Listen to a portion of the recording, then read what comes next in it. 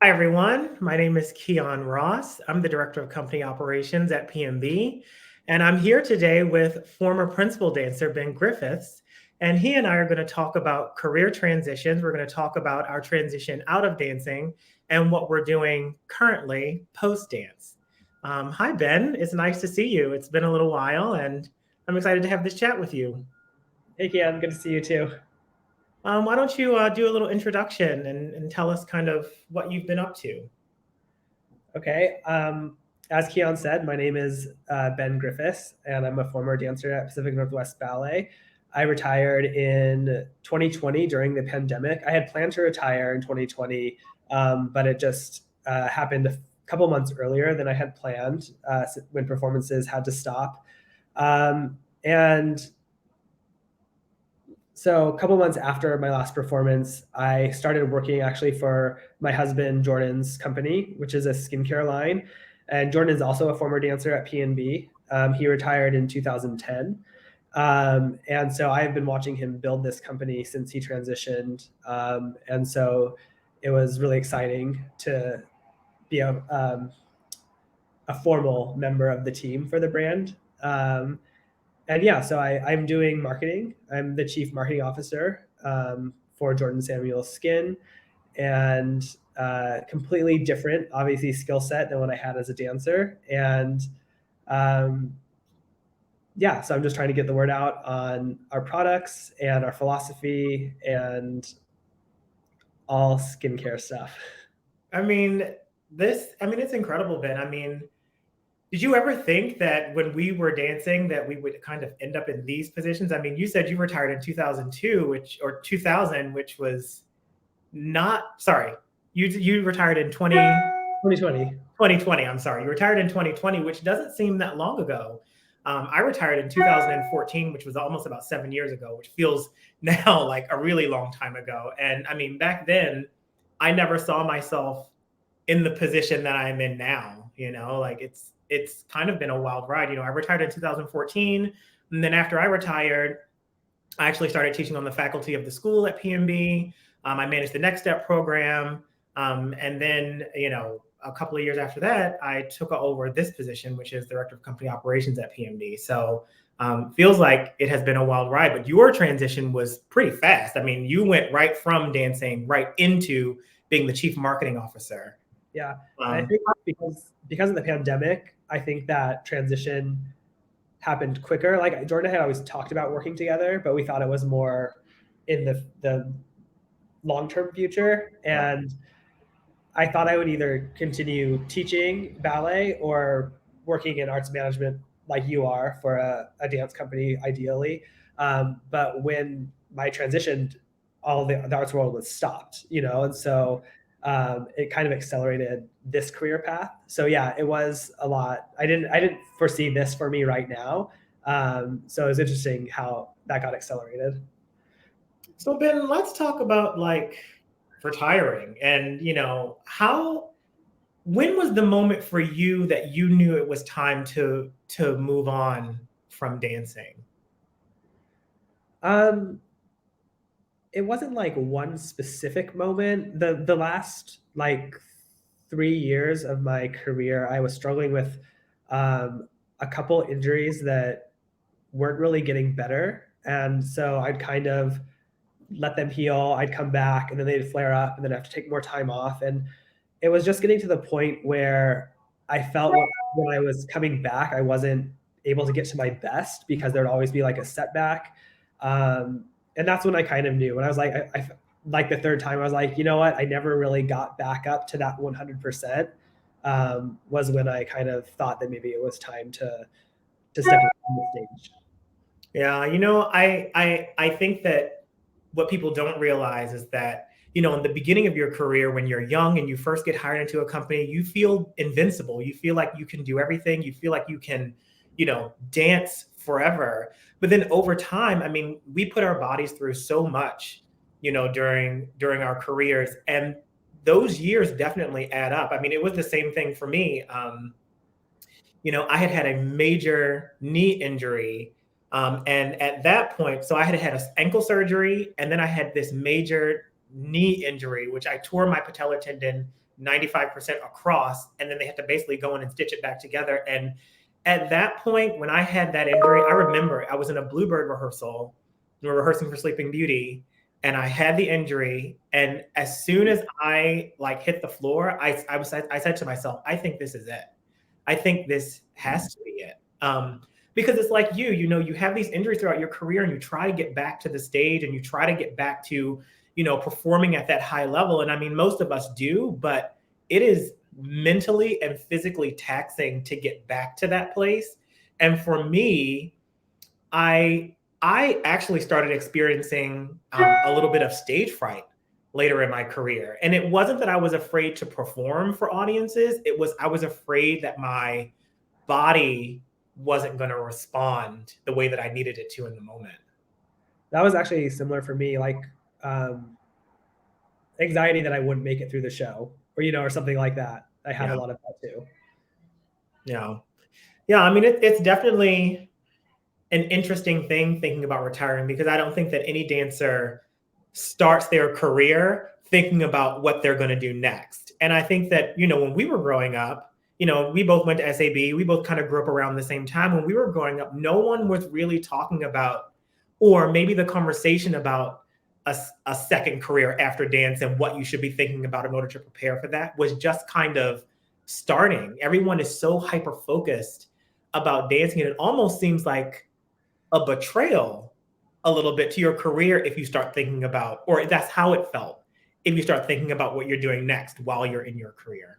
Yeah, for sure.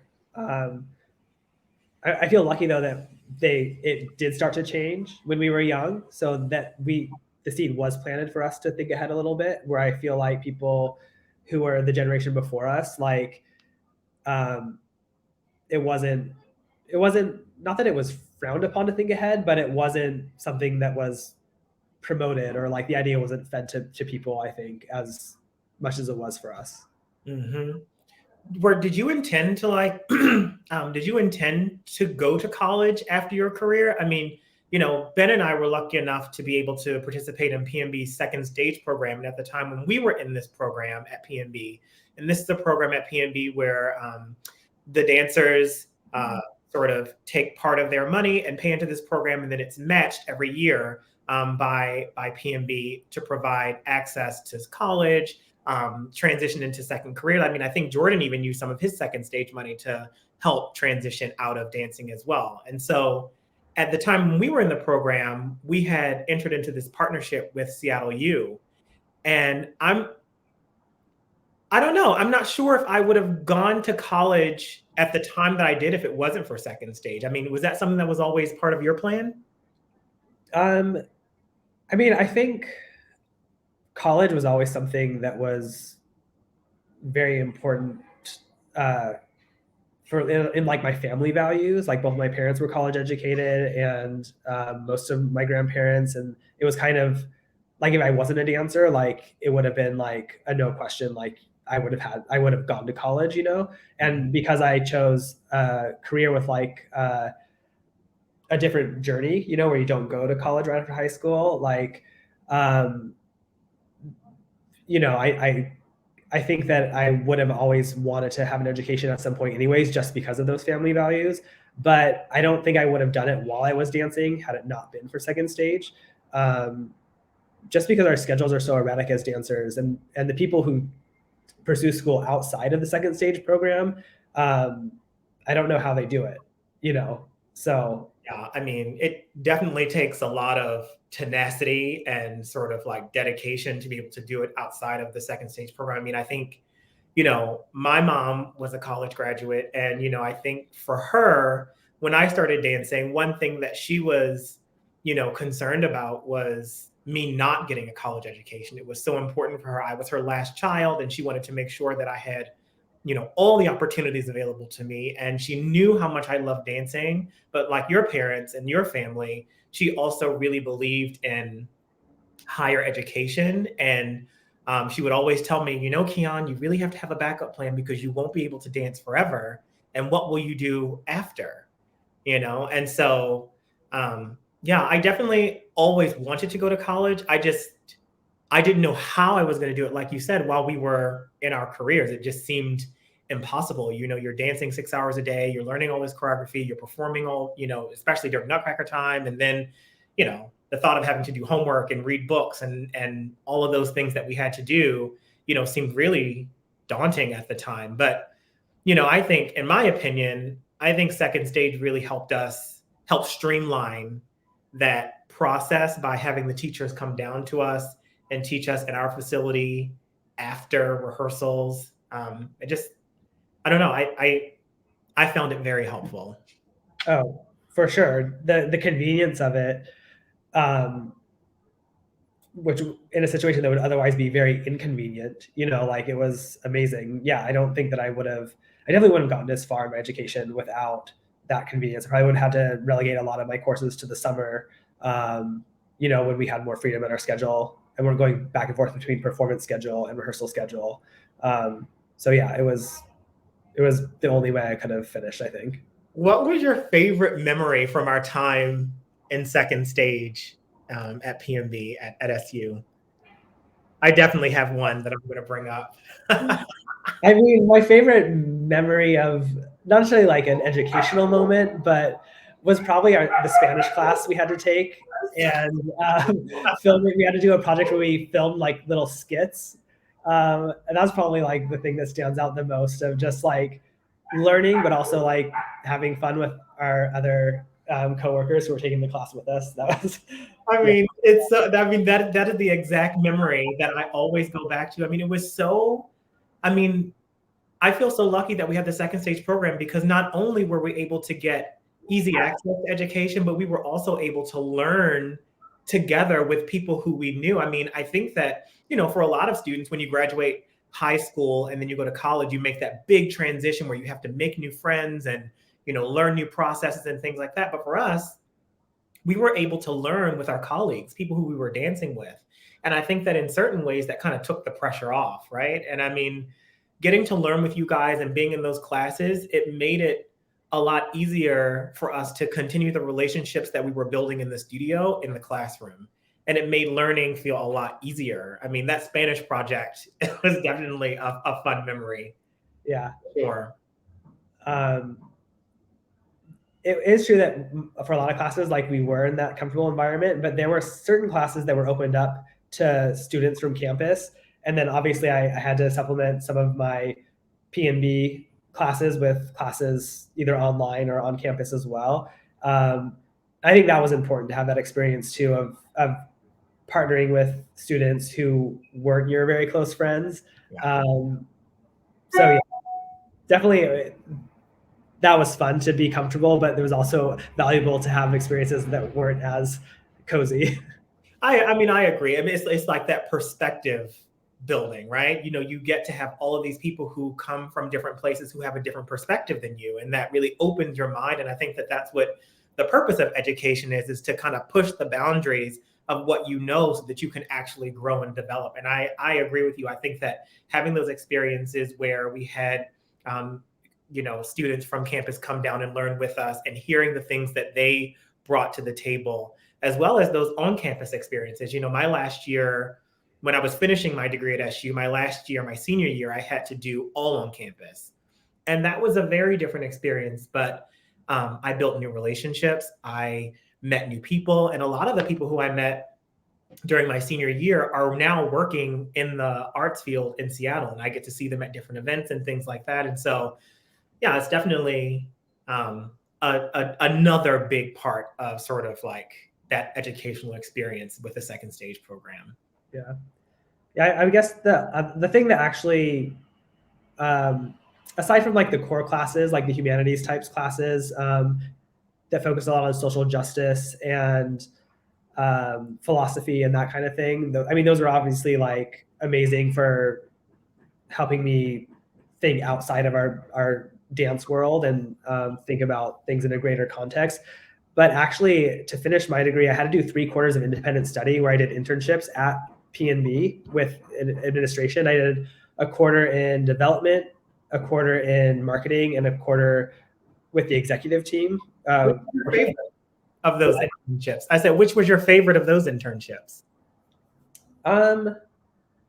That's kind of hard to say because as I like the third quarter, like I kind of knew more what was up, and like the first quarter was my marketing quarter. That was hard because like they would be like, so what are you interested in? I'm like, I don't know what I'm interested in because I don't know what's going on, Right. and then like so by the time I did my last quarter with working under Ellen for the executive um, internship, I kind of had a better idea of like what I wanted to get out of it. Mhm. So I think just chronologically, like that was probably the one that I got the most out of, just because of where I was at coming into it. But it was really valuable to see those three different components, and really get a organization wide look, at how a ballet company functioned. Yeah, I actually did my internship with the person, my predecessor, who was the operations director at the time, with Michael Ann. And it's so interesting that I did my internship with her, and now I'm in this position. Yeah. It's just wild how life works out. I mean, you never think, you never. I mean, you look at jobs from the outside in, and you go, oh, I don't know how they would do that. I don't know, like, how they learn all that, how they know all that, and then you get into the job and you realize that you learn a lot of things as things come up in the job that you're in, right? Mhm. I mean, has that been true for you? Like, becoming the chief marketing officer. I mean, of course, you took marketing classes as part of the curriculum at SU, but how has learning how to actually, market a product? How's that learning curve been for you? Um, well, it's it's been really fun to learn about a different industry, because obviously as I was going through school learning about arts focusing on dance, I was taking a deeper dive into an industry that I was already a part of. So I've had to learn all the rules about a completely different industry, which has been interesting. um, but I think the thing that's hardest is like the technology, because even once I like get comfortable with a certain technology that I'm using, it changes, and then I have to like relearn it. And I think when I had taken my marketing courses, and because dance is more of a event based in person activity Right. versus now everything is online for me for what I'm marketing. So technology plays a much bigger role and it changes a lot. So that's been the most challenging thing about what I'm doing now. Yeah.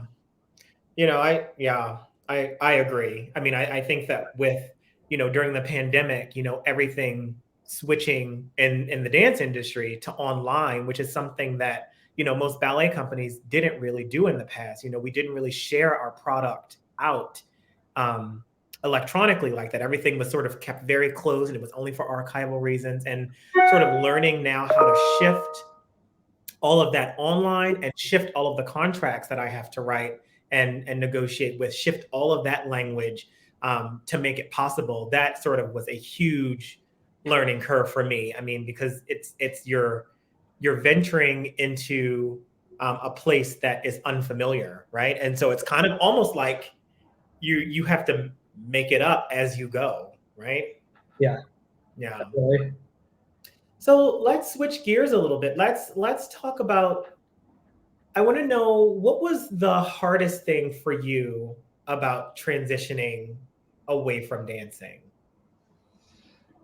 um, I think emotionally the hardest thing was because I mean many of the dancers who I worked with at PNB, like you included, I knew since I was like 14 or 15 years old, and being so close to those people and going in every day and having your whole day be with those people in a very like kind of social setting, and to not be a part of that anymore, that was the hardest thing for sure.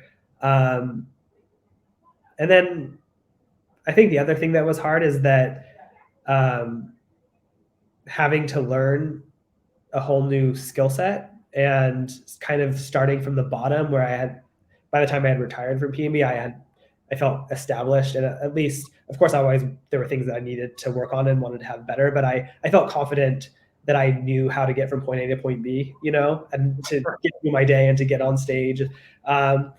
So yeah, feeling like you're kind of starting over, I think, is also another hard part of transitioning.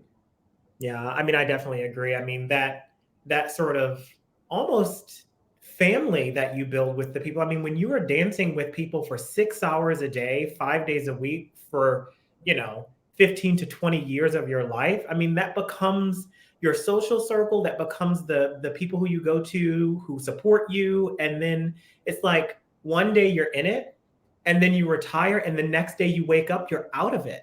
And it's such a jarring experience, you know? And I think for me, the other hard thing for me was that I really did love performing. Like that was my favorite part of our careers, is the part of being on stage and being able to share out that energy and that feeling that you felt inside every time you stepped on the stage, and knowing that the people in the audience loved what you were doing.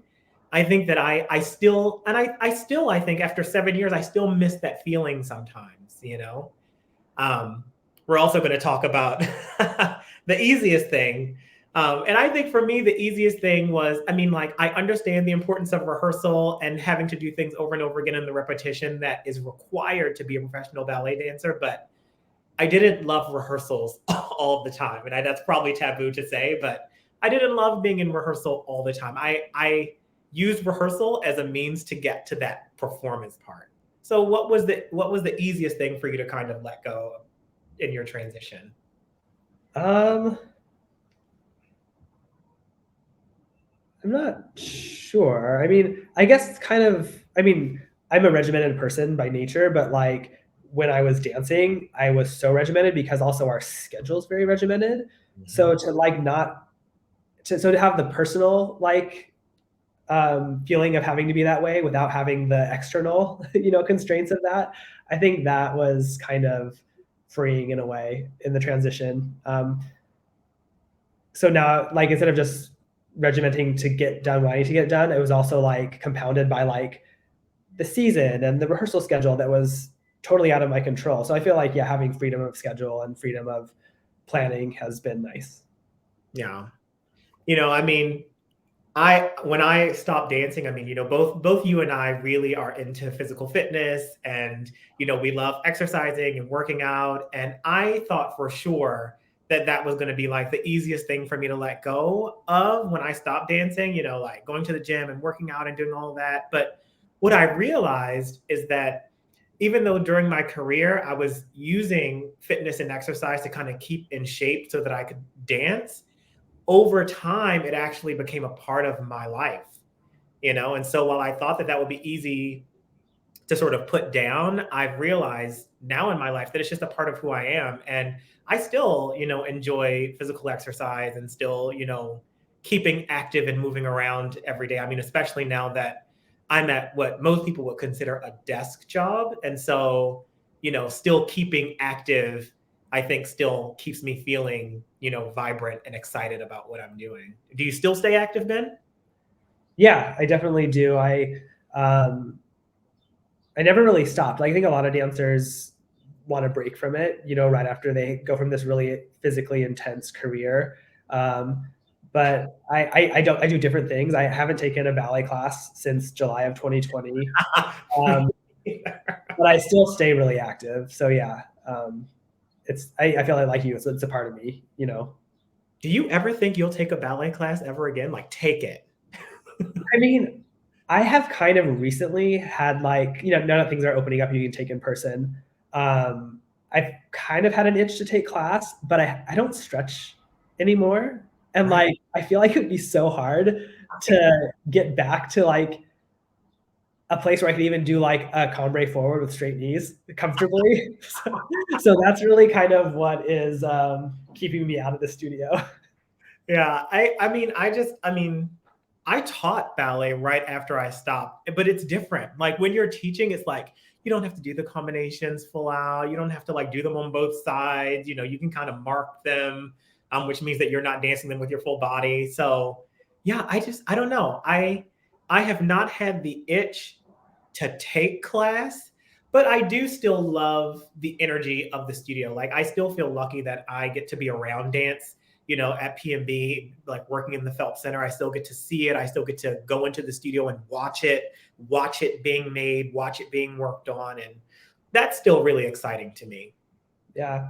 I do have to say, the past 2 weeks, I've had major FOMO with PNB doing Swan Lake because I think other than Nutcracker, that was the ballet that I had performed the most in my career. Like I think we did it like 6 or 7 times during my years with the company, and I think that was exaggerated, maybe like 5 times.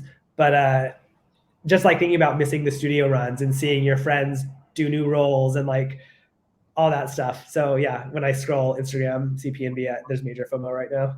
Yeah. Well, I mean, we'll always be a part of the PNB family no matter what. And so whenever you and Ben get back out here to Seattle, you're always welcome to come in and get some of that energy. Yeah, definitely.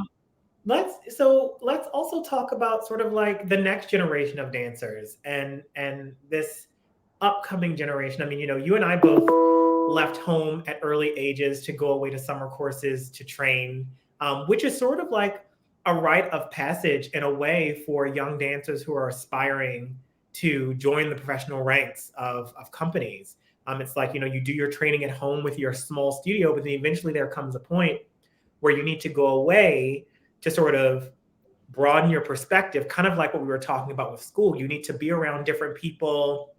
You need to learn from different people and have different experiences so that you can kind of make your way to that next level. So like thinking about like we're headed into the summer where a lot of students will be making their first trip away from home. And some people, this is their, several years going to summer course. What advice do you have for young people sort of working towards dancing professionally, specifically advice for students who maybe this is their first time going away to a summer course? Well, I think a practical piece of advice is that you need to show up in shape for your summer course because you're going to be dancing many more hours at a summer course than you do during the year when you're taking class at your normal schedule. So to take a break right before a summer course is not the best idea. You should definitely, if you can, be taking at least a technique class in the 2 weeks leading up to your summer course. And if your studio is closed, giving yourself a bar, if you do point, putting on your point shoes to walk around the house to make sure your calluses are built up, and doing your releves just so that when you arrive at your summer course, you're ready to go, right? And you can take full advantage of what's being offered. I think the other thing is that you just try to be a sponge, both in the studio, trying to pick up new styles, all the corrections from your teachers, getting inspiration from the other students who are in the program with you.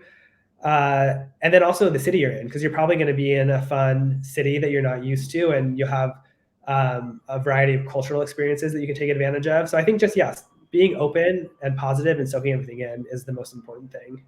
Yeah, I 100% agree, Ben. I think that it's so important to come to summer course with an open mind. I mean, a lot of the things that maybe you learn with your teacher back at home will be different when you go away to a summer course, and you'll learn different things and they'll ask you to do things in a different way. And I think that the one thing that you can do that's a disservice to yourself is to be resistant to that. Yeah. You should be open and willing to try new things because that's the only way that you're going to be able to grow. And I mean, I think that's true for lots of things. I mean, you and I would not be in the places that we are now if we had not been open-minded, right? And took risks and tried something that seemed scary or different. Yeah. Yeah.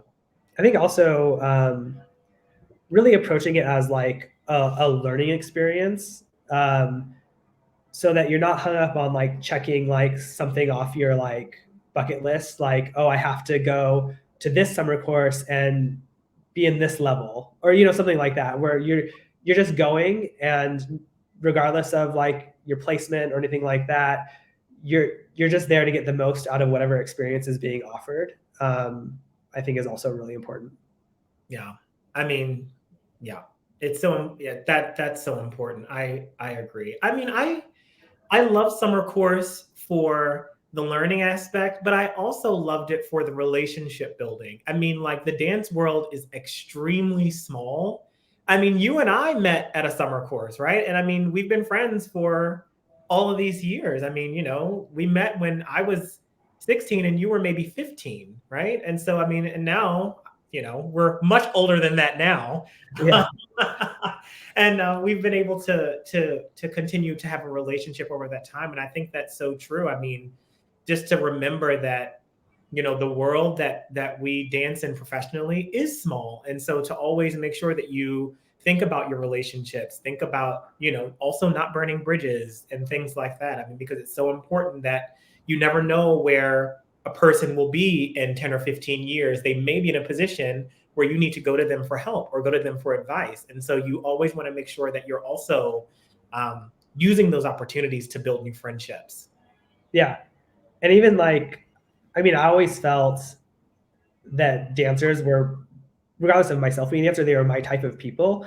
So going to a summer course where you have people who have your shared interests, but are also kind of like wired like you, it was like the best social experience for me as well as a dance experience. So yeah, I agree. Relationships are a big part of summer course.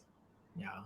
Well, Ben, this has been so fun getting to talk with you. I mean, we both now have new busy lives, and of course, we don't get to stay in contact as much as I'd like to. But it's nice to hear what you've been up to. It's nice to know that you're so successful and that you love what you're doing and you find it exciting. And I really continue to wish you all the best. I mean, you know how I feel about you. You'll always hold a special place in my heart, and so this has been wonderful.